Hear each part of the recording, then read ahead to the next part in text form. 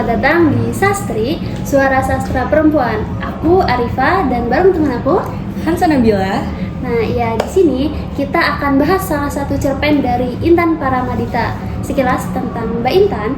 Mbak Intan ini adalah seorang penulis perempuan yang karya-karyanya itu bernuansa gotik dan isinya itu sangat syarat akan isu feminis. Nah, cara dia mengisahkan cerita tuh juga seakan ada sesuatu yang lagi nunggu kita dalam kegelapan dan seakan siap menyergap kita sewaktu-waktu. Terkait sama karya-karyanya, Mbak Intan ini udah nerbitin banyak banget buku dan salah satunya adalah buku kumpulan cerita yang berjudul Sihir Perempuan. Nah, di sini kita akan membahas salah satu cerpennya yang berjudul Perempuan Buta Tanpa Ibu Jari. Benar. Nah, spoiler dikit tentang cerita ini. Jadi, cerita ini adalah versi gelapnya dari kisah Cinderella. Menarik banget tuh buat kita bahas ya. Nah, bareng sama temen aku kita akan ngebahas cerpen ini dari sudut pandang feminisme radikal kultural. Tapi sebelum kita ngebahas lebih jauh, kita akan ngebahas dulu cerpennya itu kayak gimana. Silakan. Okay.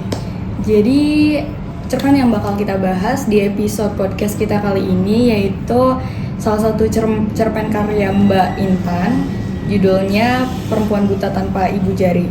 Nah, sebelumnya kan udah di-mention nih sama Arifa kalau misalnya cerpen ini tuh adaptasi dari Cinderella, dari dongeng Cinderella, tapi versi gelapnya, versi darknya gitu. Sebenarnya kenapa sih kita bisa menarik kesimpulan kalau misalnya cerita ini tuh adaptasi dari Cinderella? Kalau misalnya teman-teman semua baca ceritanya itu tuh bakal kelihatan intisari dari ceritanya itu sama kayak dongeng Cinderella yang kita udah kenal dari kita kecil gitu Pak. Nah terus dalam salah satu bincang buku juga Mbak Intan sendiri sebagai penulis mengonfirmasi kalau misalnya cerpen yang beliau buat itu terinspirasi dari dongeng Cinderella. Kalau misalnya di dongeng Cinderella yang secara umum yang kita kenal ini, kita kan tahu ya kalau misalnya Cinderella itu anak yang baik hati dan gimana dia tuh dirundung sama ibu tiri dan juga sepupu perempuannya kan.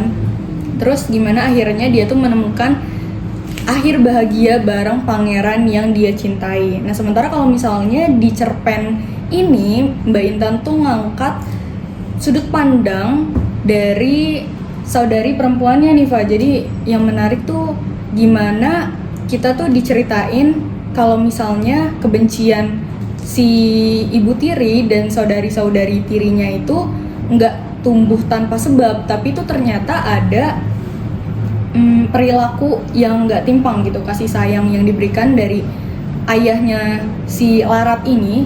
Larat ini nama yang dipakai untuk si Cinderella di cerita cerpen ini. Jadi tuh ada kasih sayang yang nggak setimpang dari ayahnya Larat ke saudari-saudari tirinya. Nah dari situ makanya mereka tuh bukan mau mengisi posisi Cinderella ini tanpa sebab. Waktu Larat ini meninggalkan salah satu sepatu kacanya di acara pestanya pangeran, itu tuh saudari-saudari tirinya ini bukan tanpa sebab melarang si Larat buat nggak ikut sayembaranya, karena Larat ini sendiri udah punya banyak laki-laki yang mau meminang dia gitu. Jadi mereka tuh cuma si saudari-saudarinya ini cuma nyari kesempatan di mana mereka bisa dapat laki-laki untuk dinikahi gitu sebetulnya ya. Makanya di cerpen ini cukup eksplisit ya dijelasin kalau misalnya satu saudarinya itu sampai motong ibu jari kakinya supaya kakinya tuh muat di sepatu kaca yang dicari pangeran itu, dan satu saudarinya yang lain itu dipotong tumitnya. Jadi mereka tuh kakinya sama-sama kebesaran dan sampai separah itu maksain buat kaki mereka muat di sepatu ini kan, sampai akhirnya mereka tuh jadi dapat kutukan gitulah istilahnya karena mereka ngerampas haknya Larat gitu. Padahal tuh dibalik daripada kisah mereka yang sebegitunya mengenaskannya, itu tuh cuma usaha mereka supaya mereka tuh bisa dapetin apa yang ada yang jadi standar di masyarakat. Jadi pernikahan bagi perempuan gitu, karena ibunya sendiri tuh khawatir kalau mereka tuh nanti udah keburu tua dan jadi perempuan tua di masyarakat, dapat cap jelek kayak gitulah. Makanya setelah mereka mungkin kasarnya mencuri apa yang dipunya Laras, itu tuh salah satu saudarinya tuh sampai dipatuk sama gagak, bola matanya sampai bolong. Itulah kenapa dari judulnya kita dapat perempuan buta tanpa ibu jari kayak gitu. Oh, jadi kenapa judul cerpennya perempuan buta tanpa ibu jari? Karena ini yang narasiin itu sih saudara tirinya, dan saudara tirinya itu sempat motong kaki dia. Jadi itu dibilang tanpa ibu jari dan perempuan buta karena matanya dipatokin gagak. Iya, karena gagaknya tuh ngerasa, kamu nih udah ngambil haknya si Larat gitu. Jadi kayak dia tuh bentuk pembalasan dari apa yang seharusnya menjadi hak Larat gitu. Tapi kan padahal itu cuman kayak mereka juga mau kesempatan yang sama gitu. Iya betul. Mereka tuh sebenarnya cuma mau nggak tertinggal aja gitu. Bahkan mereka tuh nggak yang menjatuhkan Larat atau gimana. Mereka cuma mau hal sederhana yang bisa dipunya sama masyarakat lain, kayak pernikahan bagi perempuan kayak gitu loh. Nah, dari cerita sendiri kan sebetulnya cukup menarik ya, karena yang biasa kita dengar itu Cinderella pasti kayak berakhir dengan bahagia, terus kayak saudara tirinya cuma terusir aja, tapi kita nggak tahu ternyata di sisi lainnya, maksudnya kayak dari perspektif yang lain, dari versi yang lain, ternyata ada loh yang sampai se ekstrim kayak gini. Nah, terus selain itu aku rasa sebenarnya masih banyak sih yang bisa diulik. Jadi selain itu, selain apa yang ada dalam ceritanya, ada hal menarik lain nggak yang mungkin lebih bisa dieksplor lebih jauh, karena itu mungkin cuman tersirat mungkin. Oh ya, kalau misalnya untuk hal yang tersirat itu aku rasa bisa ditemuin dari beberapa bagian dari cerpen itu ya, yang mana cerpen itu tuh bagian-bagian itu tuh aku rasa ngegambarin satu pemikiran tertentu. Ya spesifiknya lagi itu feminisme sih. Feminisme kan banyak nih, jadi kita ngebahas yang mana dan kita akan mengarah kemana nih kira-kira feminismenya? Kalau misalnya secara spesifik ya, yang ada di cerpen ini itu tuh kita bakalan lebih nemuin aliran yang feminisme radikal kultural. I see. Feminisme radikal kultural. Tuh. Kultur apa yang sampai dia harus menghadapi keradikalan dalam feminisme ini? Kira-kira bagian mananya tuh dari cerpen? Kalau misalnya dalam konteks ini ya, feminisme radikal kultural, kita ngebahasnya kultur yang kita lihat dari cerpen ini itu tuh gimana standar yang ada di masyarakat itu terbangun gitu. Khususnya dari teori ini tuh sebenarnya standar yang dibangun dari kacamata maskulin. Nah, terus untuk sisi radikalnya ini dari cerpen yang kita bahas, itu tuh bisa dilihat dari si tokoh utama ini, si saudari tiri dari Laratnya ini tuh ngerasa kalau misalnya sistem yang ada, standar yang ada dalam masyarakat mereka itu tuh membebani karena pembagiannya tuh nggak setara. Jadi mereka tuh nggak dapat kesempatan yang sama apa yang didapat sama Larat gitu. Sebenarnya dari yang barusan dijelasin tuh udah kegambar jelas ya, gimana kultur dan standar, terus juga tadi tentang radikal sama perspektifnya si saudara tiri ini tentang kesempatan, keadilan, itu semua udah tergambar. Tapi kali ini kita akan mengelaborasi gimana sih paham ini diterapkan ke dalam cerpen perempuan buta tanpa ibu jari. Oke, sebenarnya kalau misalnya dari kita ngelihat apa yang ada dari dalam cerpen itu tuh ada contoh simbolik dan ada contoh yang tertulis secara tulisan gitu di cerpennya. Nah, untuk contoh simbol ini yang pasti kita tahu itu kan sepatu kaca Cinderella ya, dari dongengnya. Itu kan kita udah tahu gimana nih si pangeran itu bikin sayembara buat nyari pemilik sepatu kaca ini kan. Nah, kalau misalnya di cerpen ini juga dituliskan kisah yang sama, si pangeran ini mencari pemilik dari sepatu kaca ini.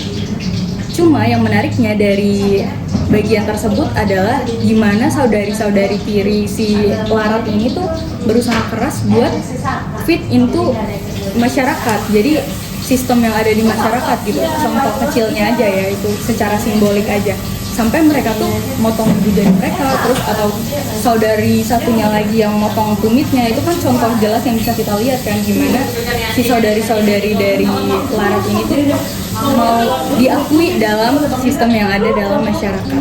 Nah terus ini mungkin aku bakalan bacain kali ya narasi-narasi yang ada di cerpennya itu, yang bisa ngejelasin dan ngasih gambaran secara lebih jelasnya gimana sih standarisasi yang ada di dalam cerpen ini.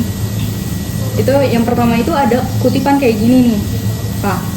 Ibu yang terpaksa harus dibawa serta. Ini konteksnya ibunya tuh dibawa sama ayah kandung mereka waktu itu.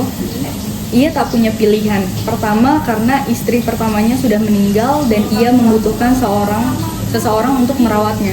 Nah dari sini kan dari kutipan istrinya sudah meninggal dan ia membutuhkan seseorang untuk merawatnya. Di sini tuh kelihatan gimana sih dalam realitas yang ada di dalam cerpen ini tuh perempuan tuh ditempatkan sebagai seseorang yang tugasnya tuh ya udah merawat suami. Dan itulah yang sebelumnya aku bilang sebagai feminisme radikal kultural, karena kultur di sini tuh dibentuk dari kacamata maskulin kan. Itu salah satu contohnya. Terus contoh lainnya itu kutipan yang ini. Kulitnya kuning bercahaya, rambutnya hitam bak mayang, tubuhnya semampai, pinggangnya kecil, kakinya apalagi. Tutur katanya lembut merayu, sedangkan kami yang lebih mewarisi rupa ayah daripada kecantikan ibu, bertubuh besar dan berkulit gelap. Itu kan bisa dilihat ya gimana fisiknya Larat ini yang dideskripsikan yang feminin banget gitu. Femininnya tuh berdasarkan apa yang dipercaya sama masyarakat. Feminim yang kayak lembut, kulitnya kuning langsat, terus pinggangnya kecil, kakinya kecil dan sebagainya. Sementara si saudari-saudarinya ini yang mewarisi tubuh ayahnya yang lebih maskulin gitu, kelihatannya itu tuh dianggap tidak menarik dibandingkan saudarinya Laras. Karena dia nggak sesuai ya sama standar masyarakat di sana gitu. Iya, standar masyarakatnya tuh memandang perempuan tuh ya harus feminin aja gitu, nggak boleh ada dari sisinya, dari bentuk ataupun dari karakteristik gitu, dari penugasan di masyarakat juga nggak boleh ada yang maskulin kayak laki-laki kerja berat atau kayak gimana. Jadi mereka tuh harus ngurusin suami dan badannya tuh ya udah harus feminin, kayak pinggangnya kecil, kulitnya bersih, rambutnya panjang, kakinya kecil kayak gitu. Nah dari dua kutipan tadi itu kan berarti kayak udah kelihatan nih. Yang pertama perempuan itu peran itu sebagai peran tambahan, peran pendukung. Dia kayak mereka itu nggak berporos ke perempuan untuk menjalankan kehidupan, tapi kayak perempuan itu istilahnya kayak pion tambahan aja gitu. Itu yang di pertama tadi. Terus yang kedua itu perempuan secara penampilan harus menarik dalam artian ya menariknya itu yang menarik sesuai standar ya, bukan kayak menarik yang bisa jadi dia cantik tapi berkulit hitam, tapi standar mereka tuh harus berkulit kuning atau putih gitu kan. Nah, jadi mereka memasukkan standar. Oke. Selain itu apalagi kutipan yang ngena di sini? Sebetulnya kalau misalnya yang selanjutnya ini bukan dari kutipannya tapi dari keseluruhan isi ceritanya. Yang menarik itu dari tadi kan kita bahas feminisme radikal kultural nih, tapi menariknya di cerpen ini tuh dari kutipan-kutipan yang tadi udah aku ceritain ke kamu juga ya, aku bacain, itu tuh sebenarnya yang bisa kita sadari itu tuh gimana yang jadi agen buat melanggengkan standarisasi yang ada di masyarakat ini tuh bukan dari laki-lakinya itu sendiri justru, tapi dari perempuannya. Gimana? Jadi gimana si saudari tirinya ini berusaha banget buat menyingkirkan Larat, buat ketemu sama si pangeran dan memaksakan diri buat masukin kaki mereka ke sepatu kacanya Larat. Itu tuh bukti dimana mereka berusaha buat ikut sama standar yang udah ada di masyarakat. Iya. Jadi walaupun mereka tertindas, tapi mereka pengen tetap mau ikutin standar itu karena itu satu-satunya cara supaya mereka hidup. Iya betul kayak gitu. Jadi sebenarnya tujuan mereka kan secara umum tuh buat nggak dapet cap dari masyarakat ya, karena ibunya sendiri tuh udah khawatir sama mereka di umurnya yang udah lebih tua dari Larat. Mereka tuh belum juga menikah. Sementara Larat ini udah punya banyak pelamar gitu. Itu sebenarnya yang jadi acuan gimana standar itu di masyarakat ada. Tapi sementara daripada mereka melawan, mereka tuh lebih punya pilihan yang lebih gampang tuh di berusaha buat ikut ke dalam standar yang ada. Nah, tadi tuh kan kita udah ngeliat dari kalau pemahaman teori yang feminisme radikal kultural. Itu sebenarnya emang pengaplikasiannya tuh jelas banget di dalam cerpen kayak apa dan kehidupan mereka atas standar-standar itu. Nah, kamu tahu gak sih, sebetulnya ini tuh bisa juga kita tarik ke luar cerpen, di mana cerpen ini sebagai resistensi. Oh, sebagai resistensi berarti kalau ditarik keluar cerpen tuh berarti di dunia kita gitu? Iya benar, di dunia kita. Nah, jadi sebetulnya posisi cerpen ini sendiri adalah pertahanan. Iya, kalau misalnya kita lihat secara harfiah atau kayak kita lihatlah di KBBI, misalnya resistensi itu sebenarnya ketahanan. Tapi kalau misalnya dalam bentuk yang kayak gini, salah satunya adalah karya sastra, resistensi itu bisa jadi mereka menyuarakan sesuatu yang masyarakat tabu untuk menyuarakan itu, atau kayak itu memang dilarang. Misalnya selain tabu mungkin karena pemerintah melarang itu untuk suatu alasan. Nah, resistensi di dalam karya sastra sendiri itu sudah bisa kita lihat dari apa sih yang disampaikan di dalam karya sastra itu. Misalnya di dalam karya sastra ini kan mereka menyuarakan gimana ada ketimpangan, ketidakadilan, dan kayak standar-standar yang sebetulnya itu tuh menyusahkan baik untuk perempuan maupun laki-laki. Sebenarnya kalau kita sebenarnya di sini nggak begitu memperlihatkan ya yang laki-laki gimana, tapi lebih menitik beratkan pada perempuan, di mana mereka harus standarnya kayak yang kayak kamu bilang tadi, mereka harus cantik, abis itu mereka harus bisa ngebantu, dan kayak istilahnya mereka harus siap sedia gitu. Nah, cerpen ini sebagai resistensi mereka itu memperlihatkan gimana sih kenyataan yang ada di dalam masyarakat dengan memperlihatkan kenyataan yang ada di masyarakat lalu dipublikasikan, orang baca, sebetulnya itu udah suatu bentuk resistensi. Kenapa bisa jadi resistensi?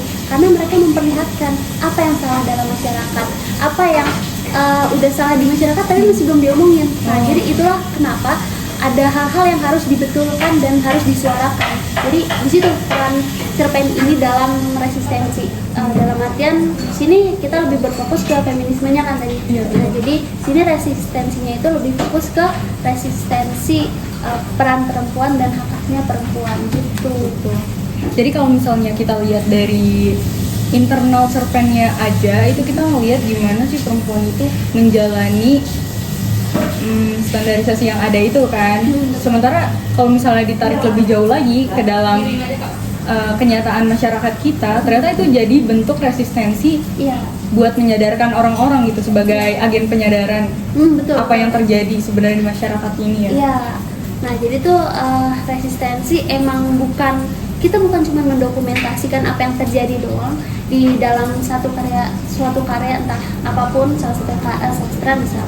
Nah, tapi juga ya itu tadi untuk menyadarkan gitu, untuk menyuarakan, banyak manfaatnya. Jadi ketika orang membaca, ya itu dia, itu adalah satu bentuk perlawanan. Mungkin terlihat pasif, tapi ketika semakin banyak orang yang membaca, sadar, nah disitulah mereka akan bergerak untuk melakukan aksi-aksi lainnya gitu. Luar biasa banget ya, berarti ternyata kalau misalnya satu cerpen ini aja kita bedah bisa dapat pembahasan sepanjang ini. Iya, betul. Nah, seru banget ya teman-teman, hari ini kita di podcast Sastri membahas tentang cerpen Perempuan Buta Tanpa Ibu Jari. Iya, ternyata pembahasannya bisa dari internal cerpen itu sendiri dan tadi dari eksternal itu sendiri yang dibahas sama Arifa. Oke, berarti kalau misalnya kayak gitu pembahasan kita hari ini udah sampai sini aja, dicukupkan ya Pak? Iya, biasa. Terima kasih buat semuanya udah nonton. Kita pamit undur diri, sampai jumpa lagi. Sampai jumpa, dadah.